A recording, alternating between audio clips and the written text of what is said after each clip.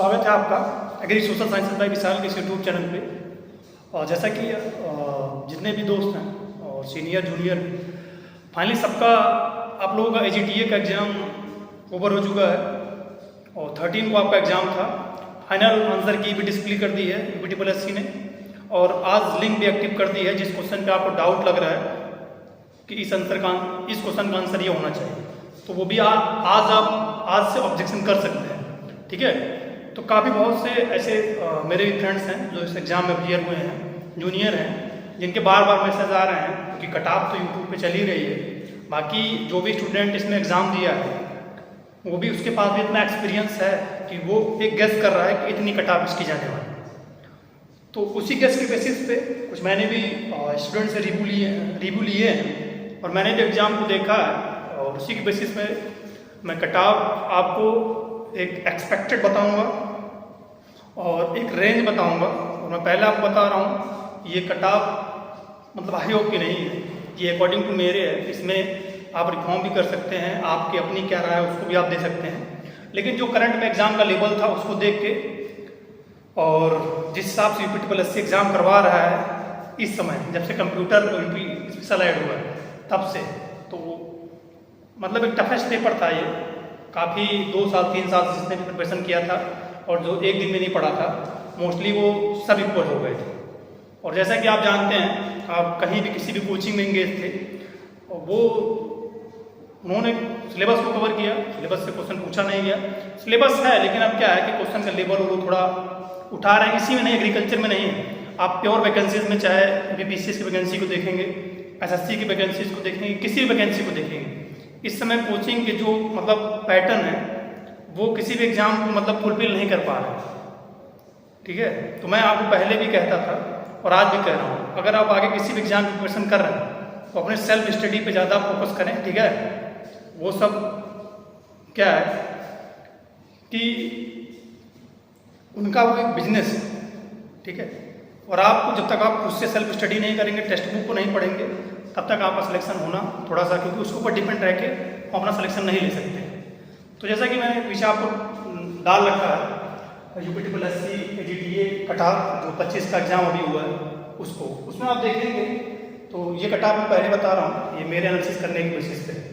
इसमें UR जो unreserved category है, अनारक्षित जिसको हम लोग बोलते हैं, इसमें जो देखिए सीटों का जो जिस हिसाब से सीटें हैं उस हिसाब से कट ऑफ की बनेगी। सीट डिसाइड करी कट ऑफ आपका, एग्जाम लेवल तो टफेस्ट था ही, वो कट ऑफ डिसाइड करता है। बाकी एग्जाम की अटेंडेंस आप देखेंगे 90%। ठीक है, सबसे ज़्यादा इसमें कट ऑफ लो जाने का सबसे ज़्यादा जो फैक्टर है वो एग्जाम का टफ होना। बाकी क्योंकि अटेंडेंस भी फेवरेबल थी, समय भी मिला था एग्जाम कंडक्ट कराने में, लेकिन एग्जाम टफ हो गया इस वजह से। और सीटें भी ठीक ठाक, जैसे SC में 500 सीटें, OBC में उसी के आसपास, EWS में, बाकी जनरल में महिलाओं का 20%, 600 550 सीटें, जैसे PH में लेग 45-46 सीटें। तो ऐसे UR अनारक्षित में, ठीक है, UR कैटेगरी में अगर करंट में आपके 45 मतलब 46 से 48 मैंने लिख रखा है, 45 के आसपास आप हैं, ठीक है, 45 के आसपास हैं, तो आप संभावना मान सकते हैं कि आपको DB के लिए तो बुलाया जाना तय ही है। फाइनल सिलेक्शन भी आपका हो सकता है अगर आप 45 प्लस। बाकी इस कैटेगरी में, UR कैटेगरी में 48, 49, 48 प्लस जितने भी स्टूडेंट हैं उनके फुल चांसेस सिलेक्शन होने के। ठीक है, मैं आप 45 के आसपास हैं तो आप अपना मान के चलें कि आपका सिलेक्शन होने के चांसेस हैं। बाकी 48 प्लस हैं तो 100% श्योर आपका सिलेक्शन हो जाए। नेक्स्ट आता है आपका EWS में अगर आप 42 से 46 के बीच में हैं, मतलब 42 के आसपास अगर आप हैं तो आपका सिलेक्शन होने के फुल चांसेस हैं। बाकी 45 प्लस हैं तो 100% चांसेस आपको सिलेक्शन होने के। ठीक है, और ये सिलेक्शन होने का मतलब आज का समय ये है कि जब तक आपका लिस्ट मतलब फाइनल लिस्ट में आपका नाम ना हो जाए, आप ट्रेनिंग पे ना चले जाएं, पढ़ाई आपको तब तक नहीं छोड़नी है और तब तक आपको नहीं मानना कि आपकी नौकरी लग गई। ठीक है, हो सकता है किसी स्टूडेंट की फैमिली कंडीशन यहाँ पे आप फेवरेबल ना हो, फैमिली वाले साथ ना दें, लेकिन पढ़ाई आपको नहीं छोड़ना है क्योंकि आप इतने कैपेबल हैं। 2-3-4 घरों में जाके आप ट्यूशन पढ़ाएंगे बच्चों को तो भी अपनी पढ़ाई कंटिन्यू कर सकते हैं, क्योंकि फैमिली की भी उसमें गलती नहीं है। हिसाब से फैमिली पे बर्डन होता है और भी काम होते हैं, तो आपको अपनी पढ़ाई नहीं छोड़ना है, बाकी उसके साथ में आप कुछ काम भी कर सकते हैं। चाहे आप कोचिंग पढ़ा सकते हैं, किसी प्राइवेट कंपनी में ज्वाइन कर सकते हैं। बहुत से ऐसे लोग हैं जो प्राइवेट मतलब वर्ग के साथ सिलेक्शन ले रहे हैं, ठीक है, ये इसलिए मैं यहाँ बोल रहा हूँ।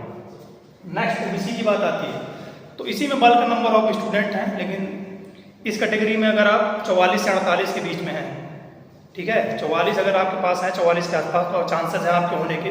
बाकी 48 प्लस हैं, 47 प्लस हैं, 46 प्लस हैं, तो आपके 100% चांस है सिलेक्शन होने के। नेक्स्ट बात आती है आपकी एससी की, ठीक है, तो एससी में मैंने 37 प्लस माइनस 2, मतलब इस कैटेगरी में 36 के आसपास, 37 के आसपास जितने भी स्टूडेंट हैं उनके सिलेक्शन होने के फुल चांस है। बाकी 38 प्लस वालों का सिलेक्शन 100% होना है इस कैटेगरी। एसटी की बात आती है तो इसमें 20 के आसपास अगर आपके नंबर हैं तो आपका सिलेक्शन हो जाएगा, क्योंकि इसमें उतने कैंडिडेट ही नहीं मिलेंगे।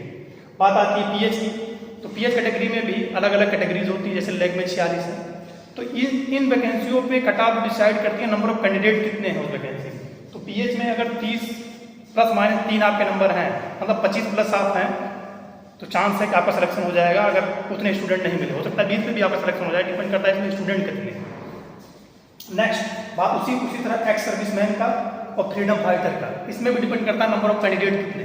तो 20 नंबर इसमें नंबर आपके हैं तो चांसेस हैं आपका सिलेक्शन होने के। नेक्स्ट बात आती है फीमेल की, तो फीमेल की इसमें भी 550-600 सीटें हैं और पेपर टफ था, और हमेशा ये रहता है कि रिजर्व इनकी सीटें हैं और जेंटल रिजर्वेशन इनका है।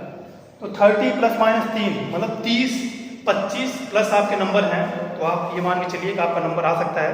बाकी 30 प्लस आपके नंबर हैं तो सिलेक्शन आपका 90% होना है। ये जो कट ऑफ मैंने बताई है, ये एनालिसिस करके अपने बेसिस से बताई है, इसमें क्या और रिफॉर्म हो सकता है तो उसमें आप कमेंट करके जरूर बताइएगा। बाकी इसके आसपास आपके नंबर हैं, देखिए मैं एक बार फिर आपको बोल देता हूँ। अगर आप जनरल कैटेगरी से हैं, 47, 46, 48 आपके नंबर हैं, तो आप बेफिक्र रहें, आपका सिलेक्शन होगा, लेकिन तैयारी आपको करते रहना। ओबीसी कैटेगरी से हैं, 45 प्लस आपके हैं, तो आप बेफिक्र होकर तैयारी करें, आने वाली वैकेंसीज का चांसेस हैं कि आपका होना है। 50 प्लस जनरल ओबीसी में हैं तो एकदम से हो रहा है आपका सिलेक्शन होने वाला। ईडब्ल्यूएस में अगर 47-48 प्लस आपके हैं तो सिलेक्शन होना है।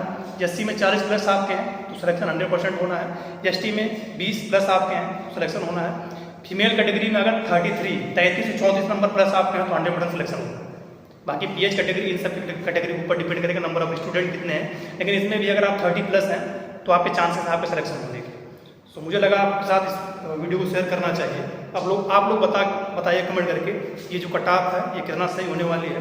बाकी मैंने ट्राई किया है कि आप तक रखने का, और कुछ ऐसे स्टूडेंट हैं, देखिए बहुत रेयर केस में 60, 65, 70 वाले स्टूडेंट हैं, कितने होंगे 200-400-500 होंगे। 50 प्लस वाले भी बहुत मुश्किल से 1000, 1200-1500 होंगे। वैकेंसी बड़ी है, इस वजह से बहुत ज़्यादा परेशान नहीं होना है, ठीक है। और एग्जैक्ट अभी जब डीबी की कट ऑफ आएगी वहाँ से पता चलेगा कि फाइनल कट ऑफ कितनी बढ़ सकती है।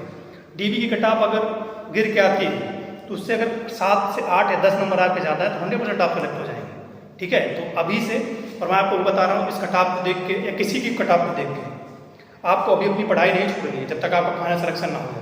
आपकी फैमिली कंडीशन या कुछ भी जो फेवरेबल नहीं वो उसके लिए, क्योंकि वो आपकी पर्सनल इशू, उस पर्सनल इशू को आपको कैसे पढ़ के दूर करना है। आप कहीं भी कोचिंग पढ़ाइए या किसी कंपनी में ज्वाइन करिए, पार्ट टाइम किसी स्कूल में ज्वाइन करिए, ज्वाइन करके आप पढ़ाई कंप्लीट कर सकते हैं। अगर नहीं करना चाह रहे हैं वो आपका हो सकता है इशू, लेकिन पढ़ाई को नहीं छोड़ना चाहिए आपको, ठीक है। So thank you everyone. अगर कुछ आपके और डाउट होंगे तो कमेंट करके जरूर पूछिएगा। इस वीडियो को अपने फ्रेंड तक, सीनियर तक, जूनियर तक जरूर शेयर करिएगा। Thank you everyone, thank you.